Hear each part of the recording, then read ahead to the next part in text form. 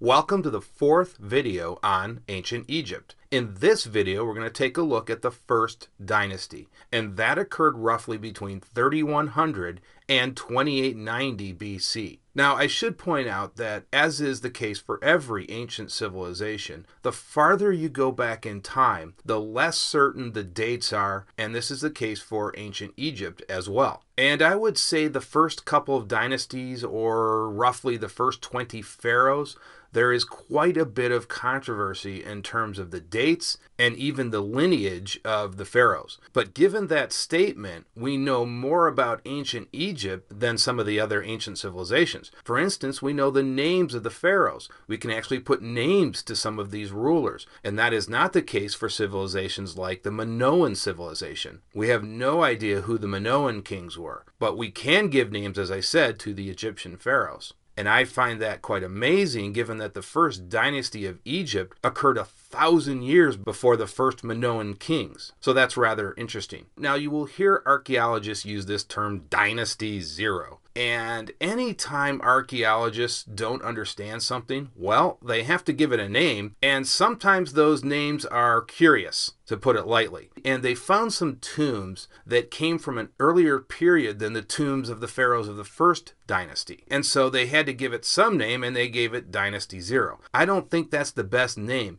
because that implies that there was some sort of royal house. And that is not the case. There is no evidence that the two lands had been merged yet under one pharaoh. But we will talk about some of these Dynasty Zero tombs in the last slide. Now, as I talked about in the last video, Narmer was the first pharaoh of Egypt. He unified the two lands, Upper and Lower Egypt, and he wore, of course, the double crown. And as we talked about in the last video, the prime objective of the pharaoh was to maintain order in the empire. So Narmer is the first pharaoh of the first dynasty, and that occurred roughly around 3100 BC. Now, after Narmer comes Horaha, and his reign occurred during the 31st century BC. Now, there is some controversy about who exactly was Horaha. Some archaeologists have speculated that he in fact was Narmer or Menes, but I think the generally accepted opinion is that he was the son of Narmer. And the most compelling piece of evidence was a mastaba that he built for his mother, Queen Nephthotep. And you can see that sketch on the right. That is the mastaba that he built for his mother. Now, why would he build this mastaba? The speculation is that he was in fact the son of Queen Nephthotep, and that would make him, of course, the son of Narmer. And that is the generally accepted notion. Now, mastabas were the earliest tombs of the pharaohs, and the major characteristic of these tombs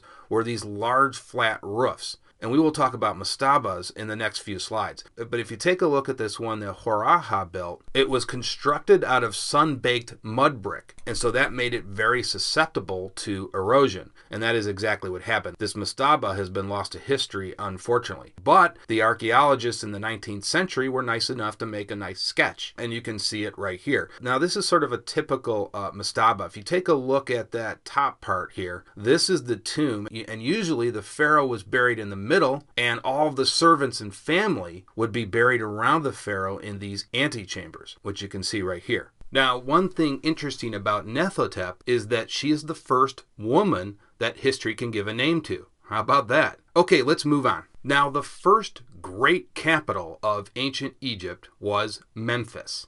Now, before the unification of the two kingdoms, the land was settled by these autonomous cities. But after the unification of Lower and Upper Egypt, Memphis became the first great capital of ancient Egypt. Now, there was a capital at a place called Abydos, and we'll talk about that in a few slides. That was south of Memphis, and that was the capital of Upper Egypt. Now, after the unification, the capital was moved from Abydos to Memphis. But it's important to note that Abydos remained a very, very important place for the ancient Egyptians. In fact, so important that all of the pharaohs from the first dynasty were entombed there. And so, as I said, Memphis became the primary epicenter of ancient Egypt. The entire kingdom was managed from Memphis. So the bureaucracy was located here. All the royal governors would have been appointed here. Now, the buildings at Memphis were typical open-air temples. And that, again, is typical of ancient Egypt. And they were constructed of sandstone. That was the primary building material in the early history of ancient Egypt. Now, Memphis wasn't just a place for the pharaoh and his family to live. This was a major administrative center that was a functioning government. There were also numerous scribes here that kept track of all of the goods that were coming and going. They also would have kept track of things such as taxes and shipments and many other functions. Now, the pharaoh appointed viziers,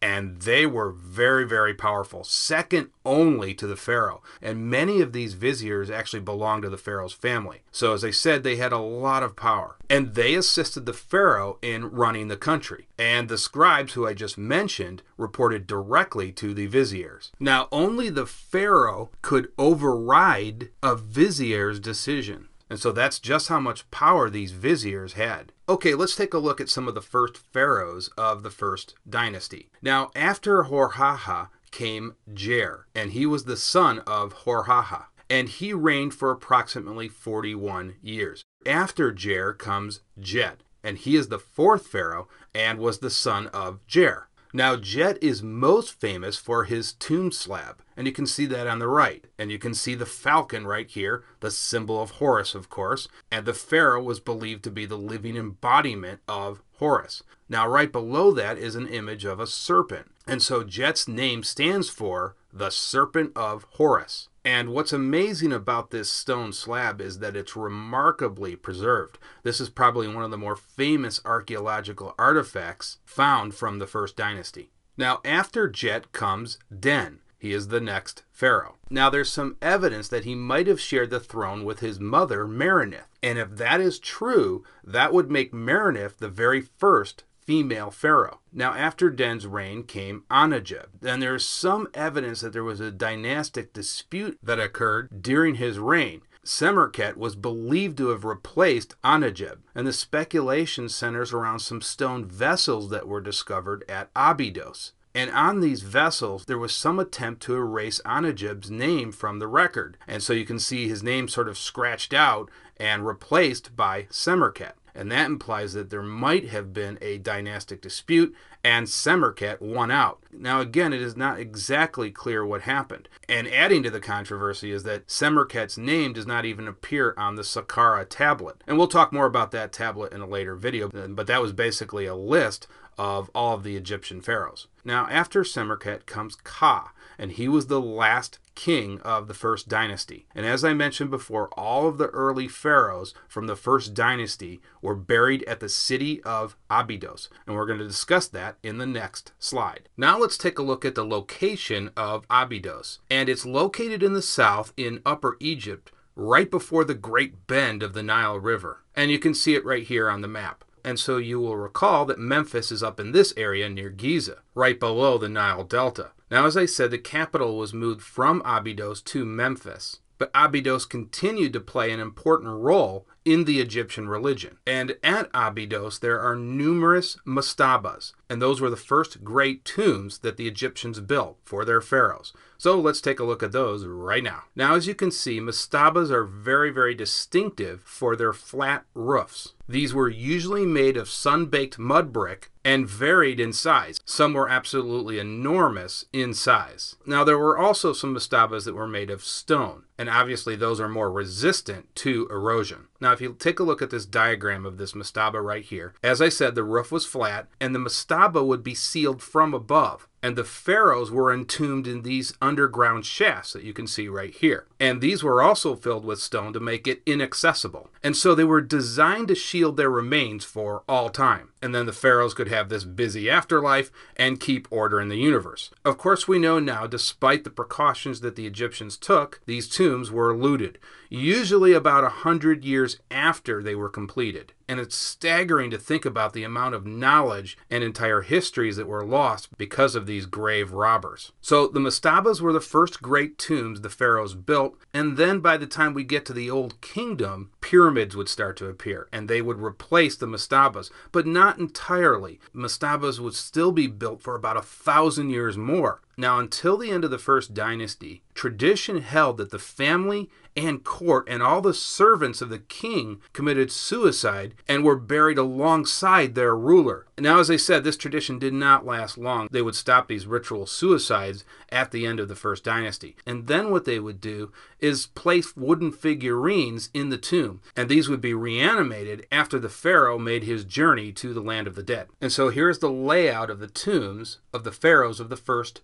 dynasty of ancient Egypt. Now, these two tombs right here, up here, are associated with that term Dynasty 0. And these were pre-dynastic kings. Now, Iri Hor right here is believed to be the first named person in history. Pretty amazing. So everything marked in red is the tomb where the pharaoh is buried. And you can see Narmer right here. Here's Horaha. Here's Jet, here's Den, and you can see other pharaohs as well. Now, if you take a look at this picture on the left, that is what it looks like if you were standing there in the Egyptian desert. And so it doesn't look like much, right? Because everything is buried 20 to 30 feet under sand. So a lot of these tombs had to be excavated. Now, initially, Egyptologists disregarded this area as unimportant. Well, it has only been in the last few decades that they have reassessed this area and realized that this is a fundamentally important site. And so a lot of excavation has gone on. Now, these tombs from the first dynasty are located about a mile away from Abydos. And so they are in the Great Desert Plain. Okay, that is going to do it for this video. I will see you guys in the next video.